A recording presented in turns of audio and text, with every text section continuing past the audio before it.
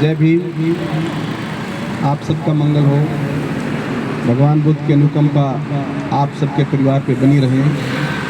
हम समाज के सभी भाई बहन बड़े छोटे का सम्मान के साथ में एक दूसरे के साथ परिवार से परिवार मिलके एक अपने बिल्कुल तन मन धन से एक दूसरे के साथ खड़े होना चाहिए। ये समय ऐसा है कि जब हमें इस दौर के अंदर बाबा साहब के मिशन को, जो हमारे लिए एक बहुत बड़ी चुनौती है, एक आज के समय में मिशन चलाना, बाबा साहब के आदर्शों को लेकर खुले मंच पर बोलना, अपनी बात को रखना, समाज में एक्टिविज्म करना खांडे की धार के बराबर हो गया है। एक पढ़ा लिखा व्यक्ति बड़ा डरा हुआ है। राइटर आज के टाइम पे सच लिखने से डर रहा है। हालात खराब है, लेकिन उसके बावजूद भी हमें ये नहीं भूलना चाहिए, अगर बाबा साहब जैसे विद्वान, बाबा साहब जैसे हमारे आदर्श, इस डर से कि मेरा कोई कुछ बिगाड़ तो नहीं देगा या मुझे कोई कहीं हानि तो न हो जाएगी, अगर बाबा साहब जैसे विद्वान अगर घर बैठ जाते, अपने बीवी बच्चों के अंदर अपने टीवी बीवी में मस्त हो जाते, तो शायद ये दिन हमारे को, इतने अच्छे दिन हमें नहीं देखने को मिलते। तो मेरा आज बाबा साहब के परिनिर्वाण दिवस पर यही संदेश है कि समय जैसा भी है कोई बात नहीं, परिस्थिति से मत डरिए। हालात कभी आपको झुका नहीं सकते अगर आपकी नियत और नीति में ईमानदारी है। तो अगर आप सच्चे व्यक्तित्व के धनी हैं, ज्ञानवान हैं, गुणवान हैं, शीलवान हैं, तो आपको कोई झुका नहीं सकता। आपके आदर्श और चरित्र में ईमानदारी होनी चाहिए, आपके व्यक्तित्व में ज्ञान के प्रतीक होना चाहिए। आप जब ज्ञान से बातें करोगे, आप तर्क से बातें करोगे, कहीं पर भी रहोगे, समाज घर परिवार में, किसी से डरोगे नहीं, क्योंकि भगवान बुद्ध और हमारे महापुरुषों ने निर्भय होना सिखाया है। We have to be fearless, we have to be courageous. अगर डर गए हो तो समझ लीजिए आपका समाज और आपका परिवार आगे जाके एक बिकाऊ और एक डरा हुआ समाज पैदा होगा।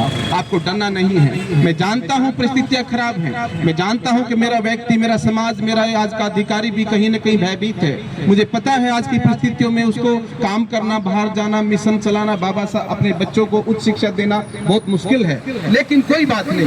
आपकी काम में एक ऐसी निष्ठापूर्ण भावना होनी चाहिए कि अगर आपके साथ कभी दुख का समय भी आए तो समाज आपके लिए खड़ा हो जाए। ऐसे अगर आप काम करोगे, ऐसे समाज के प्रति समर्पण करोगे, तो आप कभी दुख से भी नहीं डरोगे और आप बुरे समय से भी निकल जाओगे। क्योंकि आज हम देखते हैं कि माहौल बिगड़ गया है। हमने कितने साल से, आप मुझे सभी लोग जानते हो तो कितना पुराना मैं एक्टिविस्ट हूँ, लेकिन समाज में इतना एक्टिविज्म के बाद में इतना सोशल मूवमेंट हो रहा है, घर घर गांव गांव में जय भीम और बाबा साहब के नारे लग रहे हैं, लेकिन देश के अंदर हमारी सत्ता और हमारे अधिकारों के लिए टस से मस नहीं हो रहा है। हमारा भविष्य, हमारा संविधान आज भी खतरे में है। आज भी हम बुरे दौर से गुजर रहे हैं और आने वाला समय और भी बुरा हो सकता है, क्योंकि हम जानते हैं कि देश के अंदर जो सत्ता में, सरकार में लोग बैठे हैं वो किस तरह से आपके खिलाफ षड्यंत्र कर रहे हैं। दिखाना कुछ और होता है और सच्चाई कुछ और होती है।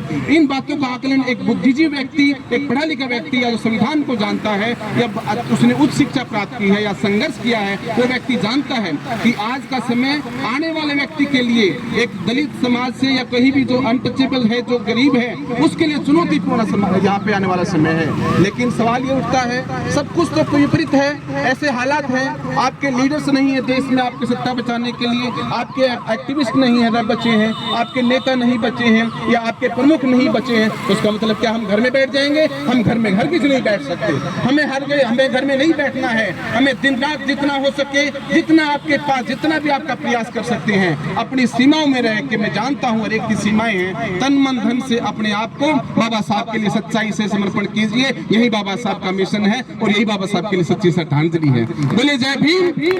क्योंकि मैं इसलिए कह रहा हूँ, मैं खुद देखता हूँ इतने साल में मैं जिंदगी के मैंने अपना तन मन धन लगाया है, लेकिन जिस तरीके से आम बदलाव की उम्मीद करते थे, जिस तरीके से समाज के अंदर लीडरशिप के लिए, इस समाज को हुक्मरान बनाने के लिए हम देश के अंदर घूम घूम को नारा लगाते थे, आज समाज हुक्मरान नहीं बन रहा, समाज उल्टा गुलामी के रास्ते पर जा रहा है। उसमें बहुत सारी बातें हमारे व्यक्तित्व के अंदर भी आती हैं कि हम लोग कहीं ना कहीं उस सामाजिक संकीर्णता से आज भी जुड़े हुए हैं जिनको हम छोड़ना नहीं चाहते हैं। हम बाबा साहब के के 14 अप्रैल या 6 दिसंबर को तो हम जय जयकार कर देते हैं, लेकिन हमारे साथी आज भी घर जाकर उन्हीं देवी देवता और पाखंड और अंधविश्वास में जाके अपने घर में तीज त्योहार मनाते हैं। ये थोड़ा सा दुख का विषय है, लेकिन कम से कम इतने साल बाद जब ये जो मंच है, कम से कम 15 साल इस मंच को 13-14 साल मंच चलते हो गया, इतने साल में थोड़ा सा तो बदलाव आना चाहिए। अगर नहीं आया तो ये बड़ा दुख का विषय है। हर एक व्यक्ति को जागना चाहिए, कोई जगाने नहीं आएगा।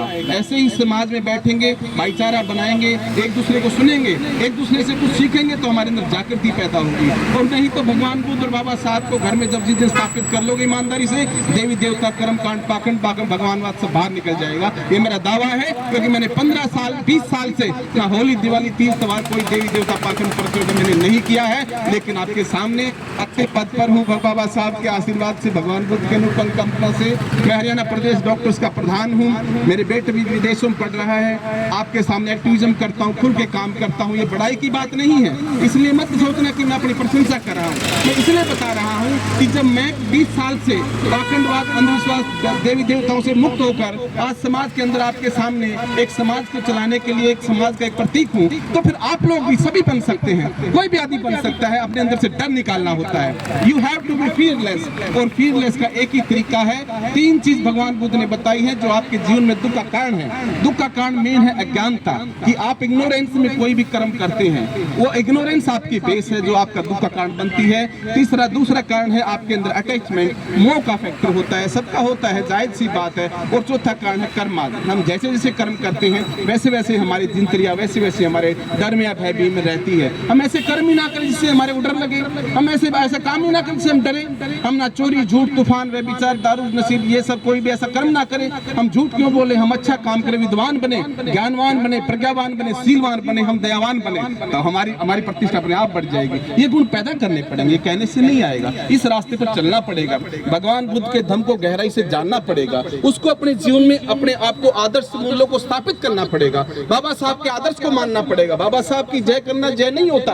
बाबा साहब के आदर्श क्या थे? त्याग है, समर्पण है, अपने आप को समाज के लिए मार देना है, कुर्बानी देना है, बलिदान कर देना है, अपने आप को जीवन के अंदर श्रेष्ठ बनाने के लिए दूसरों के लिए जीना है। ये आदर्श लेके जाइए घर में। यही आदर्श तो बाबा साहब को स्थापित करेंगे ना। आप 100 में से अगर 2 व्यक्ति भी अगर ऐसे रास्ते पर चलकर बुद्ध और बाबा साहब के प्रचारक बन गए हो, तो समझो आज की मीटिंग का तो उद्देश्य पूरा हो गया ना। अगर आपने किसी ने भी एक गुण भी नहीं लिया, किसी ने भी अगर हमारे अंदर एक भी गुण हमारे महापुरुषों का नहीं आया, त्याग, समर्पण, ज्ञान, शील, दयावान और इतनी सारी करुणा, मैत्री और संग, और जो है ना आपके अंदर ये चीजें नहीं आई, तो फिर क्या फायदा? ठीक है, मैं जानता हूँ हर एक व्यक्ति का लेवल अपने ज्ञान का या अपनी प्रभुता का, विजडम का बराबर नहीं हो सकता। हम जानते हैं इस बात को, क्योंकि हर एक का संघर्ष लेवल, हर एक का एजुकेशन लेवल, हर एक की अपनी अपनी परिस्थितियां अलग अलग होती हैं। और जो व्यक्ति सभी चीजों से, इन चीजों से ऊपर उठकर पार हो जाता है, वो व्यक्ति जाके प्रज्ञावान होता है। ये प्रज्ञावान होना या विजडम आना इतना आसान नहीं है, लेकिन धीरे धीरे धीरे धीरे जैसे जैसे हम रास्ते पर चलेंगे, जैसे जैसे हमारे सामने संकट आएंगे, जैसे जैसे हमारे सामने चुनौतियां आएंगी, मैं तो कहता हूँ बड़ी बड़ी चुनौतियों को लीजिए। जितनी बड़ी चुनौती आपके जीवन में आती है उसमें बड़ी से बड़ी चुनौती को लीजिए, कभी डरिए मत, क्योंकि जब आप बड़ा उद्देश्य बनाएंगे तो आप बड़े रास्ते से अनुसरण करेंगे, आप बड़ी विकल्प ढूंढेंगे, आप ज्यादा उन चीजों पर आप अपना विश्लेषण करेंगे, उनके ऊपर ज्यादा एग्जामिनेशन करेंगे। मैं इसको कैसे अचीव करूँ? बाबा साहब ने तो खुद ही कहा था ना, लो एम इज क्राइम। बाबा साहब ने क्या बोला था? लो एम इज क्राइम, यानी कि छोटा सोचना अपराध है, अपराध है।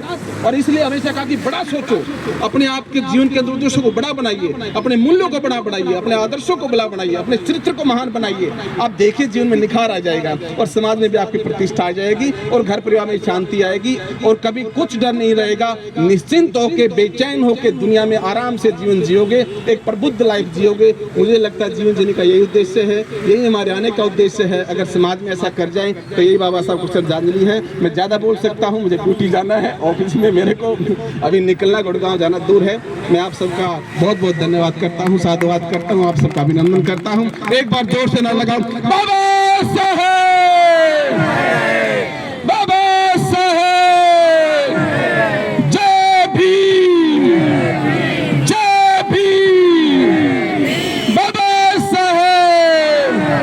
जब तक सूरज चांद रहेगा, जब तक सूरज चांद रहेगा। सभी को जय भीम, नमो बुद्धाय। आप सबका मंगल हो, सबका भला हो, भगवान का अनुकंपा हो। नमो बुद्धाय, जय भीम।